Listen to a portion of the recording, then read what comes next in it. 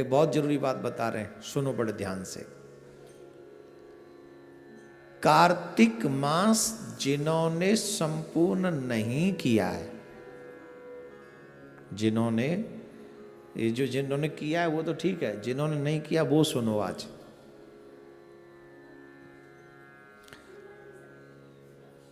अरे आप शांत रहिए ना। जिन्होंने नहीं किया है वो सुनो। जिन्होंने व्रत नहीं किया है, मतलब जिन्होंने पूरा कार्तिक नहीं स्नान किया, वो सुने।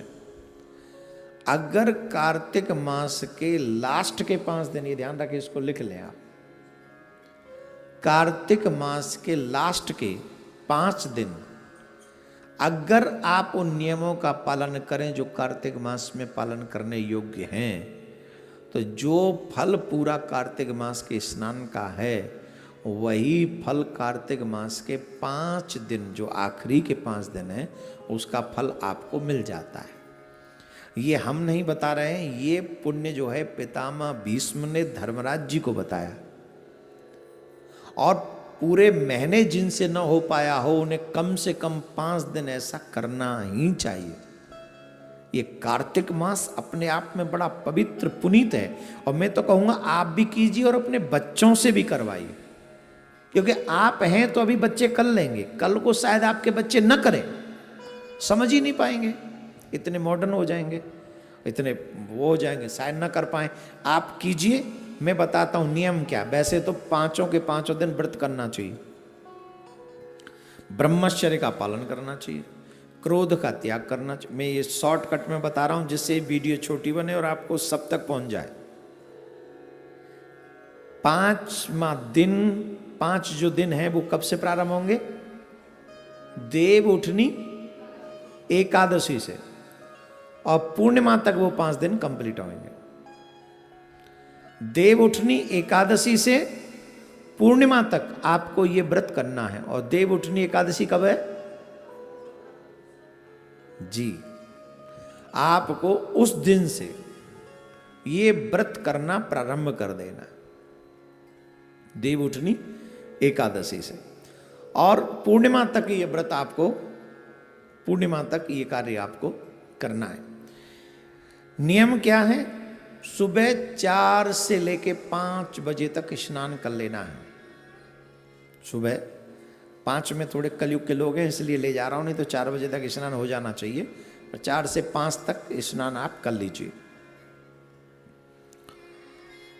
हो सके तो 5 के 5 दिन व्रत रखें, अन्न नमक ग्रहण न करें। अगर लगे कि हमारे जीवन में कोई ऐसी समस्या है, रोग है, या हम इतना नहीं रह सकते, तो एक समय भोजन रह के भी कर सकते हैं। वो भी ना हो, दोनों समय भोजन कर लें, लेकिन शाकाहार करें। इन 5 दिनों में प्याज लहसुन भी इन्वॉल्व नहीं होनी चाहिए आपके घर में, ठीक है? ये भी नहीं, प्याज लहसुन नहीं इन्वॉल्व होनी चाहिए।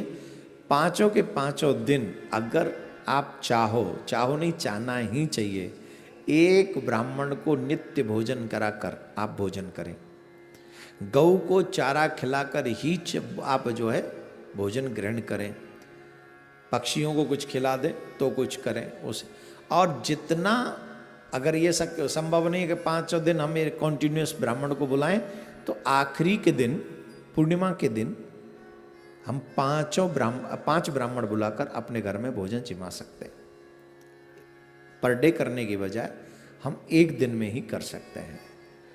ब्रह्मचर्य का पालन अवश्य करें। ये 5 दिन जो है पितामह भीष्म ने धर्मराज जी को बहुत बड़ा उपदेश दिया था। ये उपदेश 5 दिन तक चला था।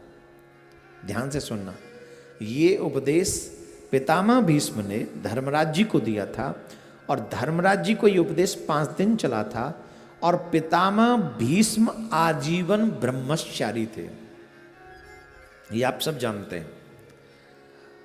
और इसीलिए भगवान श्री कृष्ण ने ये कार्तिक मास के ये 5 दिन जो हैं, यही 5 दिनों में उन्होंने ये उपदेश दिया था। तो ये 5 दिन पितामह भीष्म को श्री कृष्ण ने अर्पण कर दिए, और कहा कि आज से कार्तिक मास के आखिरी के 5 दिन जो भी व्रत करेगा, जो भी इन नियमों का पालन करेगा, जो फल पूरे कार्तिक के स्नान का मिलता है वो फल उनको इन 5 दिनों में मिल जाएगा।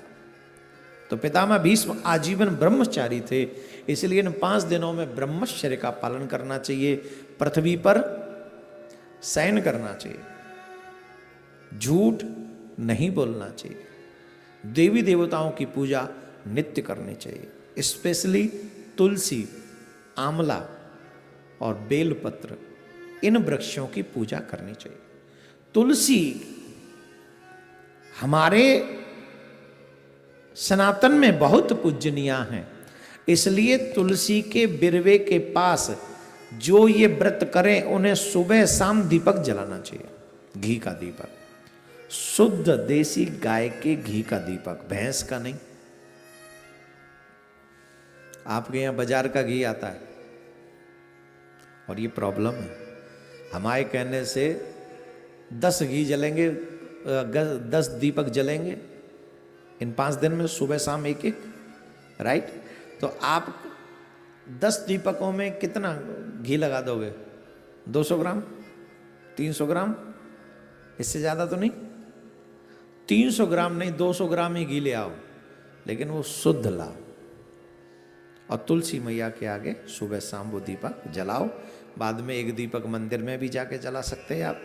भगवान विष्णु का कोई मंदिर हो, कृष्ण जी का कोई मंदिर हो, राम जी का कोई मंदिर हो, जब संध्या का समय सूर्यास्त हो रहा हो उस समय जाकर आप वो दीप दान कर सकते हैं। जो जमुना के तट पर रहते हैं वो जमुना जी को पूर्णिमा के दिन अवश्य दीपदान करें। जो गंगा जी के तट पर रहते हैं वो अवश्य पूर्णिमा के दिन गंगा जी को दीपदान करें। और जिन जिन के पास में आध्यात्मिक नदियां जो हैं उनको पूर्णिमा के या तो 5 के 5 दिन, अगर संभव हो 5 दिन तो आप 5 दिन जाकर दीपदान करें, अगर नहीं हो तो आखिरी वाले दिन पूर्णिमा के दिन ही 5, 10, 11, 21 जितने आप दीपक वहां जला सके दीपदान करें, दीपमाला करें। इतने में ही आपका स्वर्ग निश्चित हो जाएगा, मैं लिख के दे सकता हूं।